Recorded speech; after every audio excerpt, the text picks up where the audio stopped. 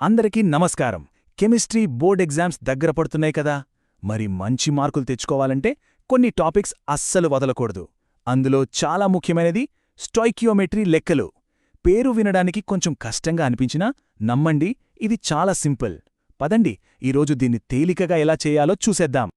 Okay, ముందుగా ఒక simple ఐడియాతో మొదలుపెడదాం. అసలు ఈ రసాయన సమీకరణం అంటే ఏంటి? దాన్ని చూసి భయపడాల్సిన అవసరమే లేదు. ఎందుకంటే అది అచ్చం మనం వంటగదిలో వాడే ఒక రెసిపీ లాంటిది. అవును, నిజమే. ఒక కేక్ చెయ్యాలంటే ఎంత మైదాపిండి, ఎంత చక్కెర, ఎన్ని గుడ్లు కావాలో రెసిపీ బుక్లో రాసి ఉంటుంది కదా. అచ్చం అలాగే ఒక కెమికల్ రియాక్షన్ జరగాలంటే ఏమేం పదార్థాలు ఎంత మోతాదులో కావాలో, చివరికి మనకేం వస్తుందో ఈ సమీకరణం చెబుతుంది. భలే ఇంట్రెస్టింగ్గా ఉంది కదూ. సరే, మరి ఈరోజు మన ప్రయాణం ఎలా ఉండబోతోంది?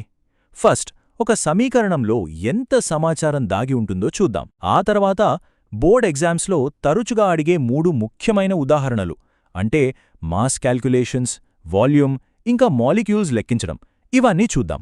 ఇక చివరగా ఏ లెక్క ఇచ్చినా సరే ఈజీగా చేసేయడానికి ఒక మాస్టర్ ప్లాన్ కూడా ఉంది.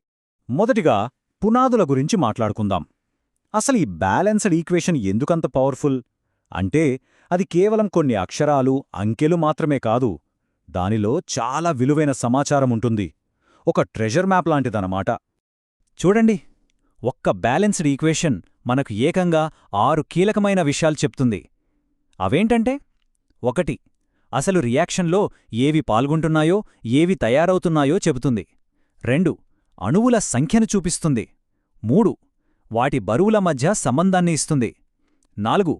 మోలార్ నిష్పత్తులు, అంటే ఏది ఎంత పాళ్లల్లో కలుస్తుందో చెబుతుంది. 5. గ్యాస్ల వాల్యూమ్ని మాస్తో ఎలా లింక్ చేయాలో చూపిస్తుంది. ఇక 6. అవగాడ్రో నెంబర్ ఉపయోగించి అణువుల సంఖ్యను కూడా లెక్కించవచ్చు. చూసారా, ఒక్క ఈక్వేషన్లో ఎంత స్టోరీ ఉందో. సరే, థియరీ చాలు. ఇప్పుడు దీన్ని ప్రాక్టికల్గా ఎలా ఉపయోగించాలో చూద్దాం. మన మొదటి ఉదాహరణ బోర్డ్ ఎగ్జామ్స్లో చాలా కామన్గా అడిగే మాస్ రిలేషన్షిప్ గురించి. సరే, ఇక్కడ మనకొక ప్రశ్న ఉంది. ఐరన్ ఆక్సైడ్ నుండి 1120 కిలోగ్రాముల ఐరన్ను తయారు చేయాలి. దానికి ఎంత అల్యూమినియం అవసరం? మళ్ళీ మనం వంటగది ఉదాహరణకే వద్దాం. 1120 కిలోల ఐరన్ అనే కేక్ కావాలంటే ఎంత అల్యూమినియం పిండి కలపాలి అన్నది ప్రశ్న. ఇప్పుడు ఈ టేబుల్ చూడండి, ఇదే మన రెసిపీ.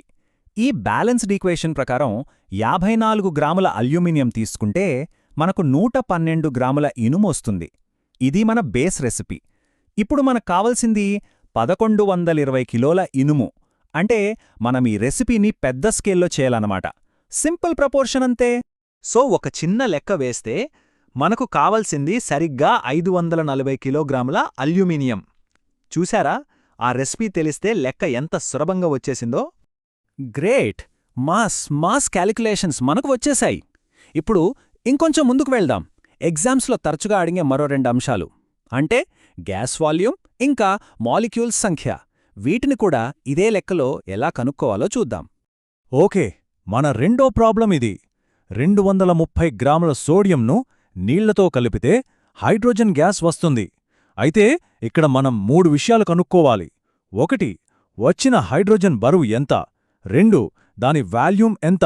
3. అందులో ఎన్ని అణువులు ఉన్నాయి? ఒకే ప్రశ్నలో 3 సవాళ్లు. మళ్ళీ మన రెసిపీ దగ్గరికే వెళ్దాం. ఈక్వేషన్ ఏం చెప్తోంది? 46 గ్రాముల సోడియం వాడితే 2 గ్రాముల హైడ్రోజన్ వస్తుంది.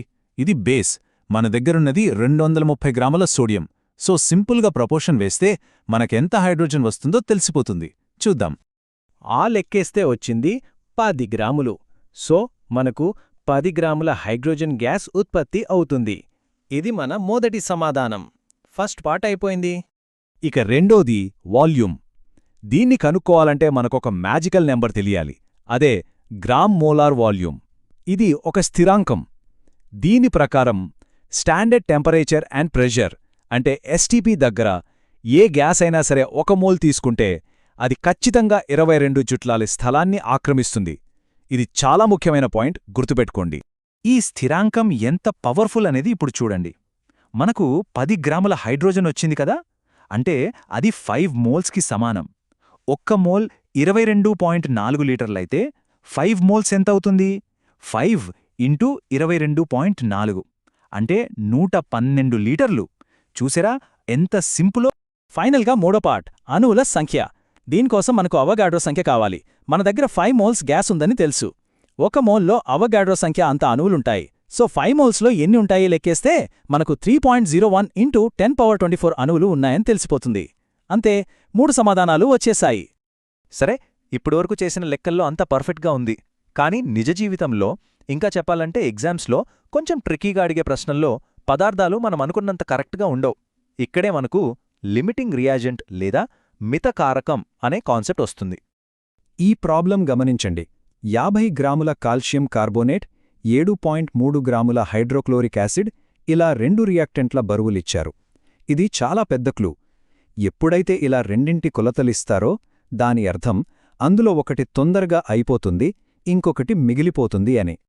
ఈ లిమిటింగ్ రియేజెంట్ అంటే ఏంటంటే, వంట చేస్తున్నప్పుడు ఉప్పు అయిపోయిందనుకోండి, కూరగాయలు ఎన్నున్నా వంట అయిపోతుంది కదా.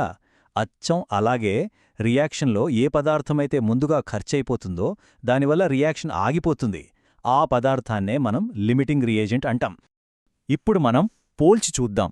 మన రెసిపీ ప్రకారం 50 గ్రాముల కాల్షియం కార్బోనేట్ మొత్తం రియాక్ట్ అవ్వాలంటే మనకు 36.5 గ్రాముల HCl అవసరం. కానీ మనకు ప్రశ్నలో ఇచ్చింది కేవలం 7.3 గ్రాములే. అంటే కావలసిన దానికన్నా చాలా తక్కువుంది. కాబట్టి ఈ రియాక్షన్లో ముందుగా అయిపోయేది HCl. అందుకే ఇక్కడ HCl మన లిమిటింగ్ రియాజెంట్. ఇక్కడ చాలా ముఖ్యమైన విషయమేంటంటే, ఒకసారి లిమిటింగ్ రియాజెంట్ ఏదో తెలిసిపోయాక మన ఫైనల్ ప్రోడక్ట్ ఎంత వస్తుందనే లెక్క మొత్తం దానిమీదే ఆధారపడుంటుంది. మిగిలిపోయిన పదార్థాన్ని మనం పట్టించుకోకూడదు. సో 7.3 గ్రాముల HCl ఆధారంగా లెక్కిస్తే మనకు 4.4 గ్రాముల కార్బన్ డయాక్సైడ్ వస్తుంది. దీని వాల్యూ STP దగ్గర 2.24 లీటర్లు. అంతే, సమస్య సాల్వ్ అయిపోయింది. చూశారా, మనం చాలా విషయాలు నేర్చుకున్నాం. ఇప్పుడు వీటన్నిటినీ కలిపి ఎగ్జామ్లో ఏ ప్రశ్న వచ్చినా సరే ఈజీగా సాల్వ్ చేయడానికి ఒక సింపుల్ 5 స్టెప్ మాస్టర్ ప్లాన్ చూద్దాం. ఇదిగోండి మీ మాస్టర్ ప్లాన్. స్టెప్ 1, ముందుగా ఇచ్చిన ప్రశ్నకు సరైన బ్యాలెన్స్డ్ ఈక్వేషన్ రాయండి. ఇది first and most important step. Step 2, ఇచ్చిన కొలతలను మోల్స్లోకి మార్చండి లేదా మాస్ రేషియోలు వాడండి. స్టెప్ 3, రెండింటి కొలతలు ఇస్తే లిమిటింగ్ రియాజెంట్ ఏదో కనుక్కోండి. ఇది చాలా కీలకం. స్టెప్ 4, ఇప్పుడు మీ రెసిపీ అంటే స్టాయికియోమెట్రిక్ నిష్పత్తిని ఉపయోగించి అడిగిన ప్రాడక్ట్ ఎంతొస్తుందో లెక్కించండి.